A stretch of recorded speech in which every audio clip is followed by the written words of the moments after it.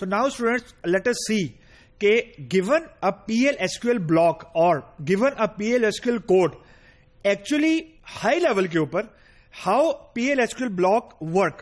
So just look at the diagram on the screen. अब PL SQL block क्या चीज है हम लोग अभी डिस्कस करते हैं आगे जाके. अभी सिर्फ ये देखें कि हमारे पास कुछ कोड है. PL SQL में उस कोड का नाम PL SQL block होता है.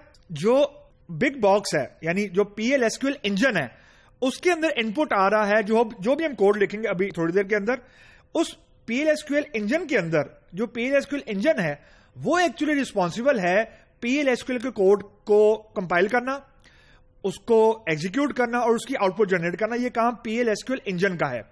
अब within PL SQL engine there are actually two components. अब यहां पे एक्चुअली हम एफिशिएंसी अचीव कर रहे हैं कि जब भी कोड आपका PL SQL इंजन के पास आता है तो वो उस कोड को दो हिस्सों में तोड़ देता है. एक कंपोनेंट है PL का जिसको यहां पे प्रोसीजर कह रहे हैं, और एक कोर कंपोनेंट है SQL का जिसको हम लोग SQL स्टेटमेंट कह रहे हैं या SQL स्टेटमेंट एग्जीक्यूटर कह रहे हैं. तो देखने में हमें यह लगता है कि डेटाबेस सर्वर एक ही है, लेकिन एक्चुअली एक नहीं है, वो दो हैं. यानी एक सर्वर वो है जो PL को हैंडल करता है, जिसका मतलब है प्रोसीजरल स्टेटमेंट एग्जीक्यूटर. उसकी रिस्पॉन्सिबिलिटी है कि PL के सिंटैक्स को वेरीफाई करे, ये वेरीफाई करे कि हमने कोई PL के अंदर एरर तो नहीं हमने लिख दिया एंड सो ऑन. और दूसरा कंपोनेंट है डेटाबेस सर्वर का, मतलब SQL स्टेटमेंट एग्जीक्यूटर, कि क्या SQL सही लिखी है, उसका सिंटैक्स को गलती लिख दिया, कहीं गलत सेमीकोलन डाल दिया हो, फ्रॉम लिखा नहीं है and so on. I mean कि जब आपके पास PL SQL ब्लॉक आता है एज एन इनपुट, हमें एज अ प्रोग्रामर यही लगता है कि हमने एक सर्वर को हमने कोड भेजा है कंपाइल होने के लिए, लेकिन at the end of the day actually वो सर्वर दो हिस्सों में ब्रेक हो रहा है. एक सर्वर रिस्पॉन्सिबल है या एक एग्जीक्यूटर रिस्पॉन्सिबल है आपके PL की वेरिफिकेशन का, दूसरा जिसको हम लोग कोर डेटाबेस सर्वर बोल रहे हैं जो रिस्पॉन्सिबल है एक्चुअली डेटाबेस से इंटरेक्शन करने के लिए, लाइक SQL स्टेटमेंट.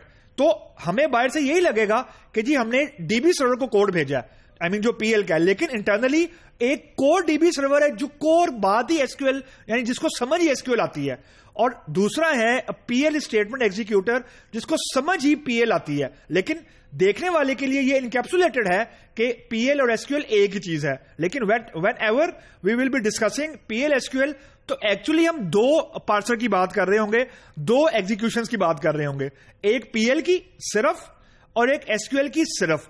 और जब हम दोनों को मिलकर कंपाइल करेंगे तो ये काम बेसिकली PL SQL इंजन का है कि PL और SQL को रन टाइम पे बाइंड करना है ताकि वो रन टाइम पे as a one picture, as a one thing वो रन हो सके और यूजर को आउटपुट एक ही आए. यानी ऐसा नहीं हो सकता कि PL की आउटपुट अलग आएगी और SQL की आउटपुट अलग आएगी, ऐसा नहीं होगा.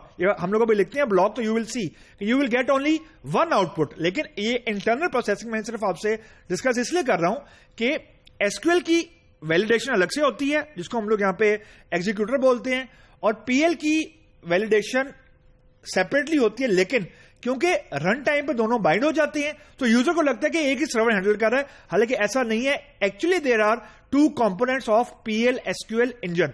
सो टू वाइंड अप के जो PL और SQL है, we have to treat them as two separate components from internal execution viewpoint, but from programmer viewpoint this thing is transparent. यानी मुझे नहीं पता एज अ प्रोग्रामर कि इंटरनली मुझे PL को कहां पे सेंड करना है और SQL को कहां पे सेंड करना है.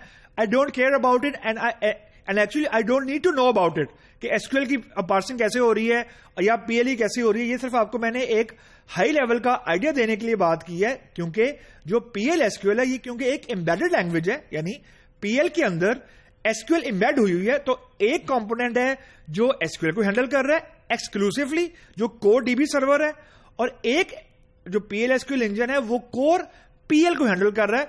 देखने में एक ही लगेगा, लेकिन actually internally these are two different separately executable components having run time binding, यानी रन टाइम में दोनों अटैच हो जाते हैं ताकि यूजर को यह लगे कि एक ही दफा कंपाइलेशन हुई है और एक ही दफा आउटपुट आई है. लेकिन internally actually these are two separate executable compartments और कंपोनेंट्स.